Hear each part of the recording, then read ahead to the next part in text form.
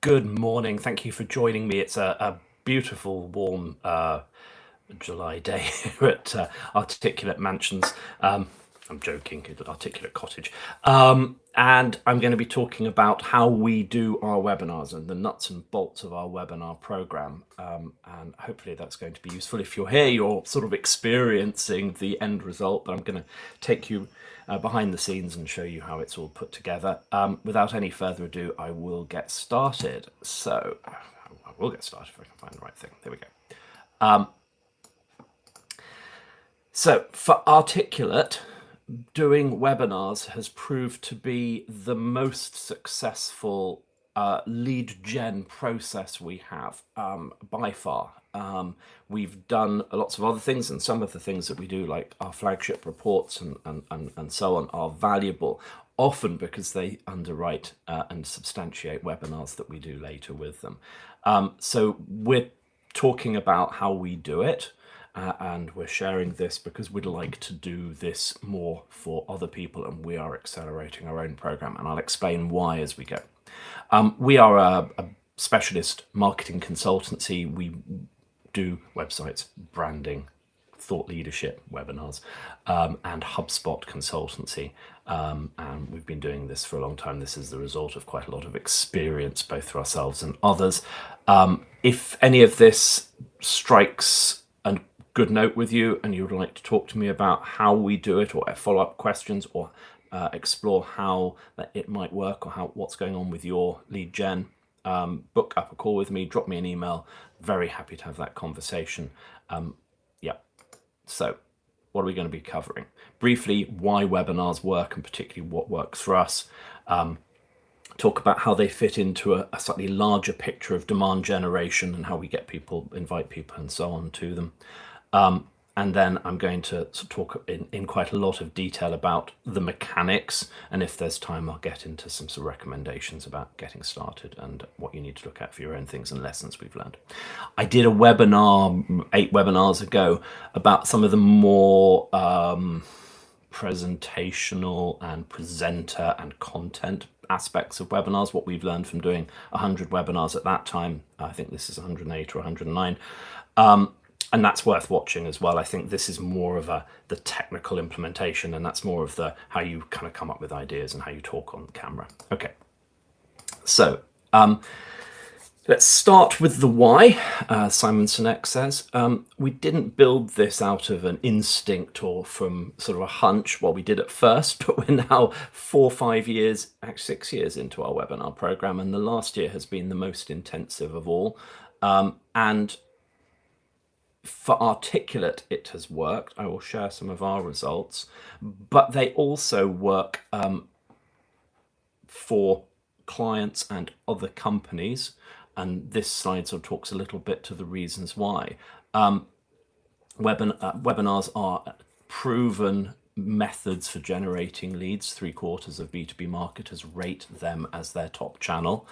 The economics make sense. It can cost a lot less to generate a lead through a webinar program compared to, for example, event attendance or paid outbound lead generation, which in our experience is now almost unviable. And for a small marketing team, which is even in quite large companies typically what you've got, being able to generate leads in a cost-effective way is really quite important. So if people are showing up and expecting to come to webinars or expecting to find useful information, and hello, thank you for joining me this morning, me and Winston, the Wonder webinar dog down there, who's sleeping through this, like, I hope you're not. It isn't only a case of turning up and watching the live webinar. So the people who are here now live at 9:35, thank you very much, great.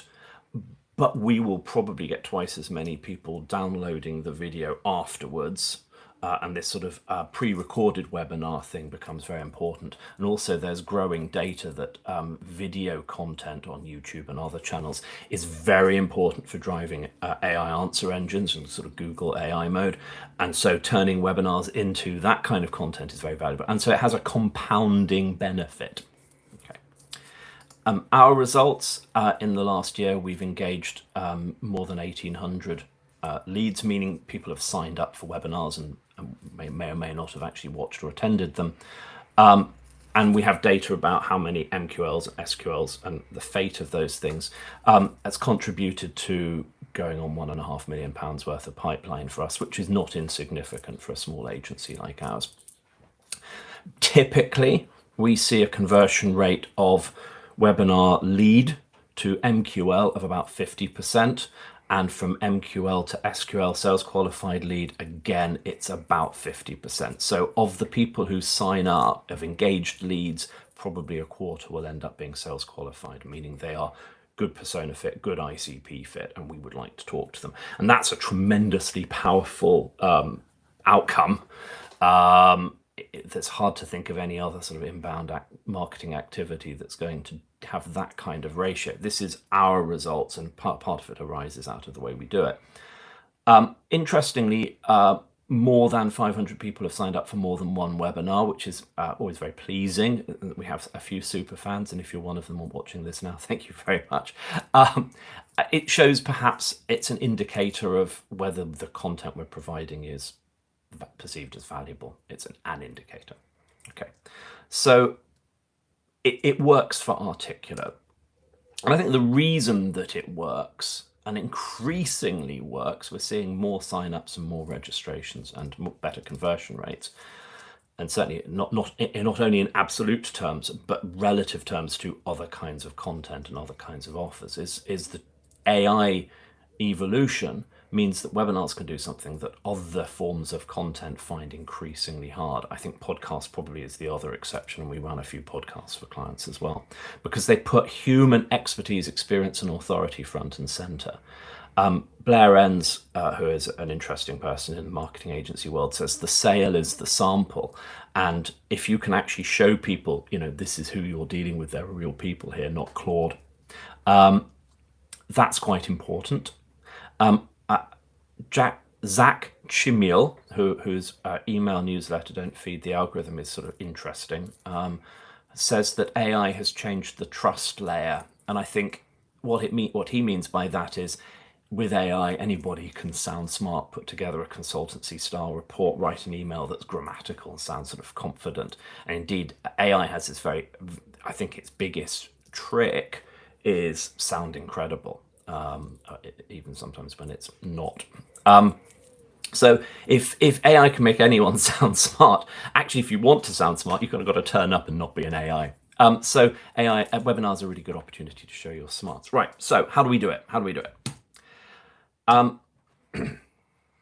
So first thing to really understand is that the webinar program at Articulate, and when we run it for clients, is a system. It is not, we do a webinar and then heave a big sigh of relief and go, right, that's done, and wait 3 months and try and rev up energy for the next one. No, they have to happen regularly on a constant basis, and they have to be planned and scheduled and organized and coordinated. But they also fit into a broader engine of lead nurturing, lead engagement, targeted prospecting, targeted contacting, lead scoring, contact enrichment, and so on. And it also is part of a system where you need to turn that webinar content into multiple outputs, so little video clips, blogification.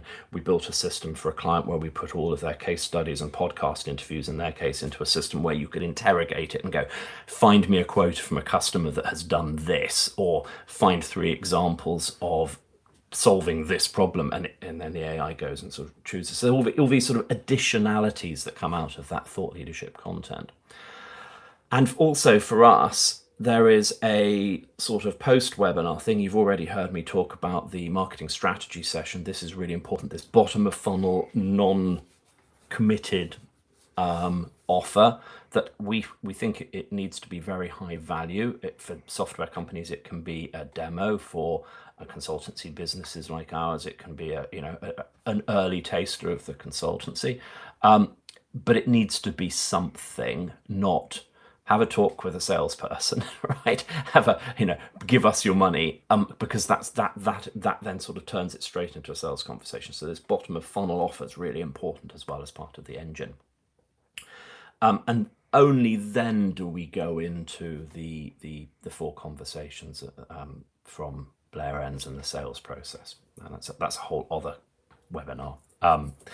Okay, so getting that system in place with all the engineering and HubSpottery and experience behind it, this is critical. Just doing a webinar on its own, you will find it a tremendous slog to set all this stuff up for one-off. And people often sort of fall over after they've done 1 or 2 because it just feels like hard work. So the system is the thing.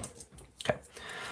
So let's break that down a little bit. We generate our contacts from a number of different sources. Obviously, we've been around for 20 years. We've got a big database of people we know. We've got LinkedIn contacts that we know. We've got people in our HubSpot database. We have regular, still SEO inbound leads, people downloading our content and so on. So inbound is important. Existing database is important. We also use Apollo. Other prospecting tools are available, and we go and identify persona and ICP fit people, and we invite them to top of funnel, relevant, useful, and interesting content. And I suspect that most people are coming to our webinars in the last year coming through mainly because of that. So if you're a marketing decision maker or marketing leader in a health tech company or a sustainability company or a software company, and you're watching this webinar, that's how we found you. Okay, so that's the big reveal, I suppose. We then have a process of building out the actual webinars. So I'll talk a little bit more about that in the next section, but we're promoting those emails. We're sending out sector-specific monthly newsletters.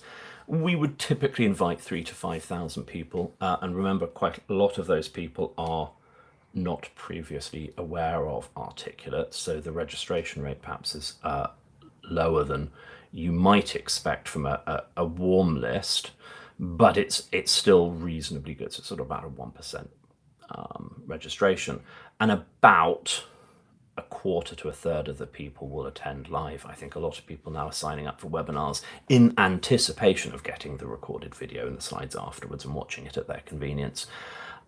We also do a little bit of live streaming out to LinkedIn and things like that. So occasionally there are people who sort of random drive-by people who are watching that. We built a system using Claude Code. It's the actual output. The code is about 15,000 lines of code, and it's programmatic. It doesn't use AI to actually run any of it, but we used AI to generate it.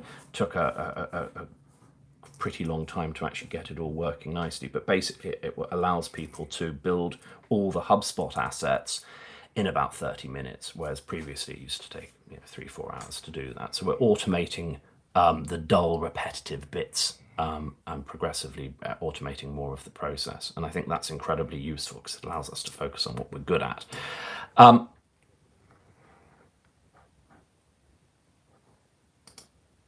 And then I talked a little bit about the marketing strategy session, which is actually part of the webinar demand gen engine. And it's kind of interesting. We have also quite a lot of AI tooling for this in order that I can turn up and actually have an intelligent conversation with somebody that I haven't met before and ask them, what we call internally epiphany-inducing Socratic questions. Create a sort of Socratic dialogue where we're sort of exploring how they work and what they do and what they might need to improve, and give them some new perspectives, give you some new perspectives if you attend. And it's sort of in some ways like a live one-to-one well-informed webinar for somebody. So those are the processes that's how it fits in. We find topics by brainstorming, looking at what we're looking at, new product introductions, new service lines, things that we want to talk about, things that we think are working. So for example, the next quarter, there's a very strong series of webinars around AI and HubSpot. There's a series of webinars about podcasting and webinars. There's a series of webinars about websites, because that's where we're feeling the interest and where we've got something very interesting to talk about at the moment. But that ideation and brainstorming process involves the sales team. It involves the creative team, the studio. It's a rich conversation. Okay. Your mileage may vary. When we do this for clients, we sort of facilitate these kinds of conversations. So let's talk about the actual mechanics of running a webinar and how we build it out. So first of all, we have in Notion a campaign calendar. So we know when the webinars are running. We know when blog posts are coming out, when emails are being sent, so that we're trying just to manage and coordinate that. Here's a screenshot of it. It's nothing particularly clever. You could do this in any tool. We just like living in Notion. But the more important thing is the rigor and rhythm around using it, so that we're looking at this every week, making sure that things are scheduled up, making sure that we've got emails going out, making sure we're sort of deconflicting and not sending 20 emails on one day and things like that. So it's looking at it regularly, because our webinar process at Articulate typically involves multiple people building out the HubSpottery and building out the webinar slides and the content, and then me reviewing and preparing and rehearsing. So kind of getting that coordinated, this is the tool we use for that. Then we have a constantly updated, reviewed document, standard operating procedure, and this is just a screenshot of the flow chart. It just shows that there are quite a lot of moving parts in it. The actual document's about 5,000 words. Again, it's in Notion, and we are in a process of documenting everything we do. We're about 80% complete on the documentation push. It's an ongoing Paint the Fourth Bridge issue or challenge or opportunity, because what we want to try and do is minimize unforced errors, maximize efficiency, and also if you document a process, it's easier to automate it. As we found, if you automate a messy process, what you get is a messy process that runs faster with an API on top of it. It's still messy, whereas if you've got a really well thought out, well-disciplined process. And our CFO used to do Sarbanes-Oxley for multinationals, so she's very good at sort of keeping us under control for that. But it also captures the experience of running 108 webinars, and that is invaluable. In no amount of documentation, you go to Claude and you say, well, write me a webinar process, and it will do a reasonably good job of doing that. But actually, the lived experience of it is really important as well. For the recording studio, right now you're in Riverside, and that is our webinar platform of choice. We used to use Zoom for the first 60 or 70, and that works really well too. I think Riverside's cheaper. I think it's really nice that it does a local recording, so it's recording me on my computer and then it'll upload the high resolution. So you're not getting the webinar video of sort of low resolution pre-compressed live video, and also it survives sort of internet hiccups and glitches because you've always got the local recording. We use it for running several client podcast series. We use it for our webinars. We use it for client webinars. So it's also useful that we have one tool that does all of that. It's excellent at AI editing and repurposing, and I think it's great. It has a couple of drawbacks. I haven't found a way of blocking commenters. So if you open up live comments and chat in the meeting and you get somebody who turns up and tries to troll the meeting, and sadly it does occasionally happen, you can't block them. That may be changing, and that's why we don't have live chat on these webinars, just because we can't manage that. It's really annoying. And I haven't figured out in Riverside how to track attendees, because we do all the registration in HubSpot.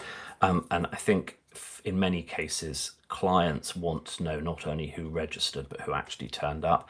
I'm not so sure it's important, but I know I can see the number of people here. I can see people are attending, but I don't know. So hello, I don't know who you are. I'm not tracking you. All right.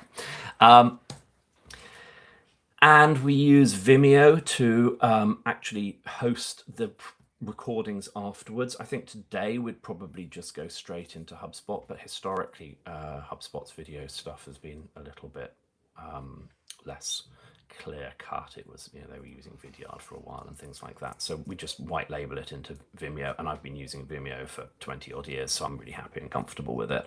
And we also sometimes upload into YouTube, but the Vimeo is where if you're watching a pre-recorded webinar on our website or somewhere else, it's streaming from Vimeo. The most moving parts live in HubSpot. Obviously, we're a HubSpot Platinum partner. We like HubSpot. It's our tool of choice. So it's the backbone of everything. So we handle registrations, emails, confirmation emails, reminders, post-event follow-up, reporting, analytics, everything inside HubSpot. And that gives us really, really good reporting. It feeds the data directly into our CRM. We can do lead scoring based on sign-ups.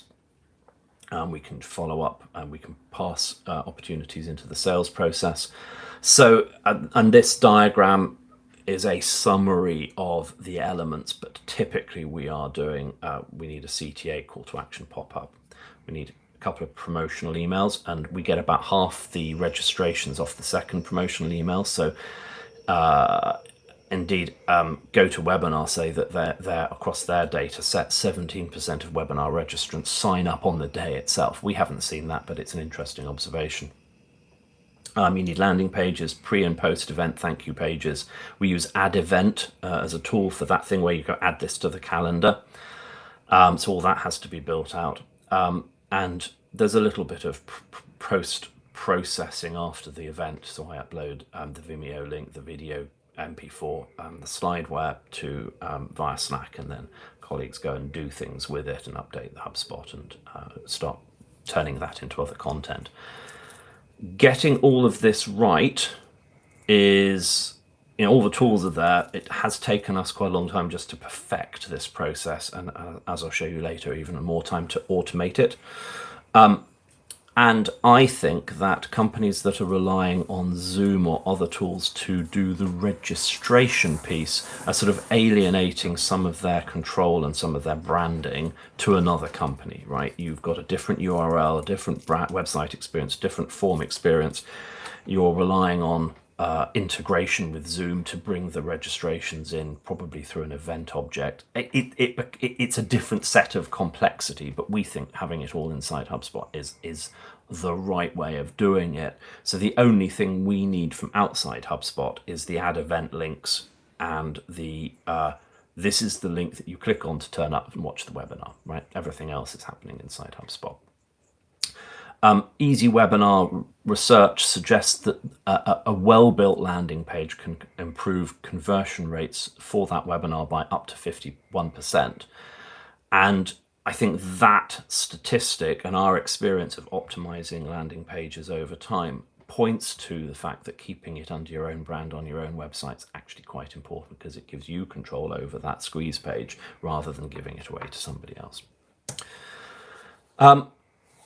It also provides really detailed reporting and analytics. And because we've been doing it in HubSpot since 2020, when we did our first webinar, we're able to see historical comparisons. We're able to see signups going up, for example, in the last year relative to the historical average. We're able to see conversion rates dipping from 2021 down to last summer, and then increasing as we've ratcheted up the conversion rate optimization and fine-tuned the offers and content and things like that. So we're sort of hovering now around 40% conversion rate on the landing pages, which is really good, especially given the cool to lukewarm nature of the invited audience.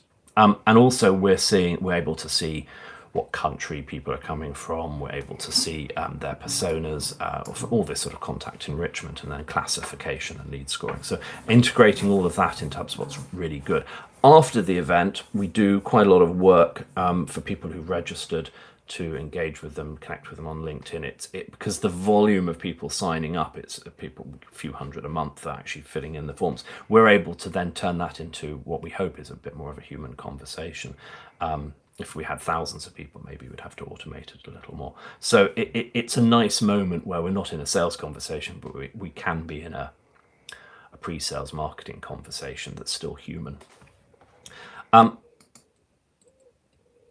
Last thing I want to mention about the process is the automation piece. So this is a screenshot from Notion of our database, and you can see webinar 103 onwards has been using this automation system.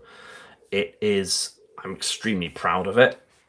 It's took quite a lot of work, and it was built on the SOP work that particularly Sean had done.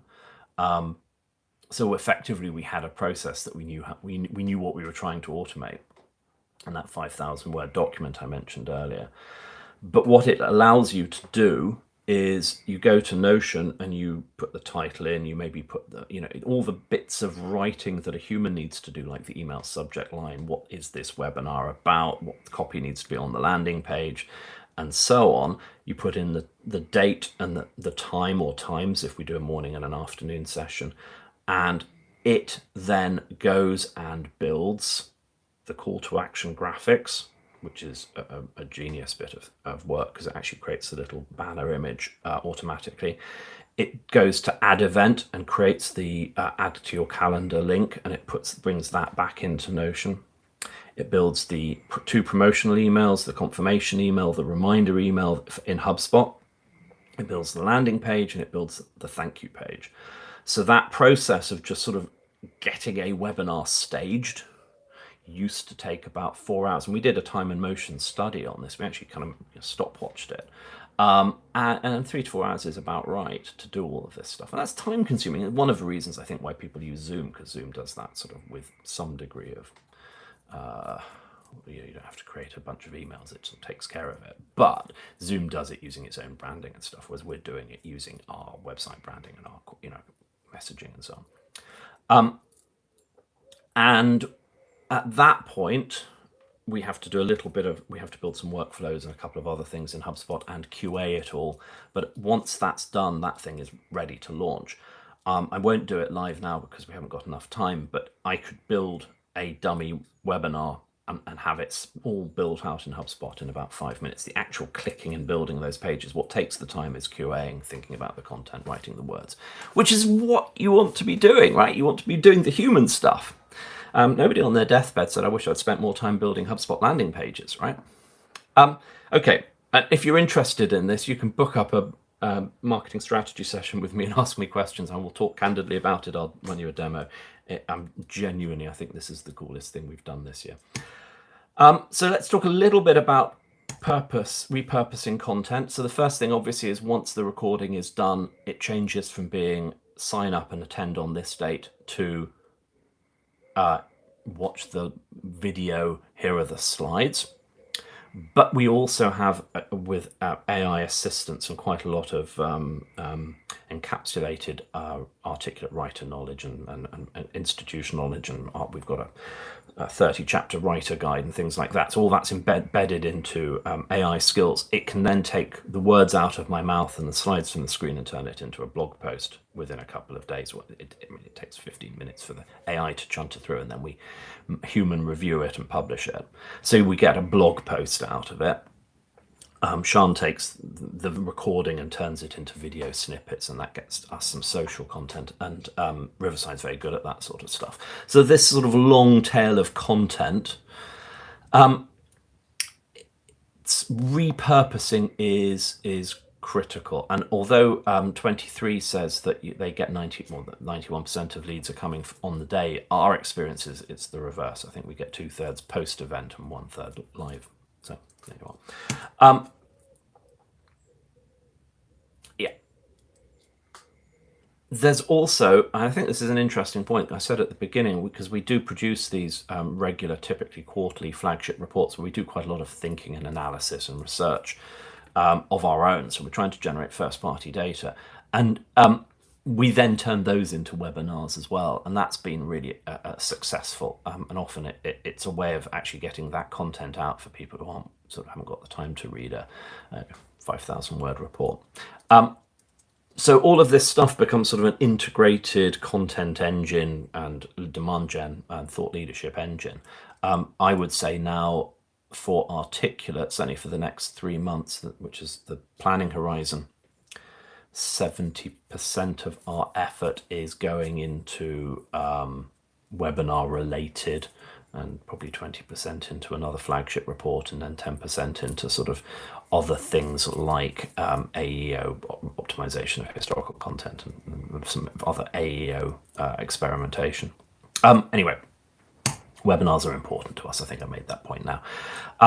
Conscious of time, so I'm going to go through this very quickly, but you can look at the slides later.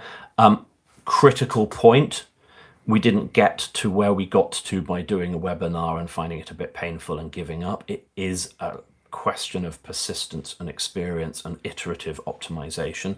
You have to stick at it, right? It just takes time. And the first webinar, it's an interesting thing. Somebody said, made the point about Concorde, right? The first time somebody flew supersonic across the Atlantic, it cost billions of pounds and took decades of research and engineering. The second time they just turned up with a ticket, right? So building the engine and building the technology and generating the know-how is quite hard. Then there's clearly a piece of effort around actually generating useful content each time. But this is certainly where we find we can help, is because we can deploy all of that expertise and tooling into a client and get them up and running quite quickly. Very easy to talk about your stuff in your language, not what the audience might be interested in. And if you want to know what the audience is interested in right now, if it has the word AI in it, you're probably going to get more interest. I mean, self-evidently, I think. Not following up on webinars, not engaging with people, not having a bottom of funnel offer that is relevant, useful, and interesting, and treating the live event as a one and done moment rather than you treating it as the launch pad for the next stage of the content. Just sort of letting the recording sit somewhere on your website is fatuous, I think. And of course, you need to think about the people and processes behind it. Somebody needs to own the webinar process. Somebody needs to be working on the content pipeline. Somebody needs to be planning plenty in advance. You see now, you know this is live because somebody's phoning me. I don't know if you can hear that, but I'm nearly... Let's just stop that ringing if I can. Okay. Here are some questions you might consider asking before you do your next webinar. And I'm 2 minutes over time and this phone is driving me batty, so I'm going to come to my peroration and conclusion. Thank you very much. If you want to have a chat with me about your webinar program, please book up a marketing strategy session with me, Matthew@articulatemarketing.com. And we have, get the right slides, the next two webinars next week and the week after, or almost next week and the week after. I'm going to be talking about HubSpot AI tools. And we've been experimenting with quite a lot of them, and there's some really interesting things happening there now. And Joanna is going to be talking about writing website copy, which is one of those really gnarly and interesting things. Okay, so that brings me to the end. Thank you very much for your patience if you're still here. That is the end of this morning's webinar. Thank you.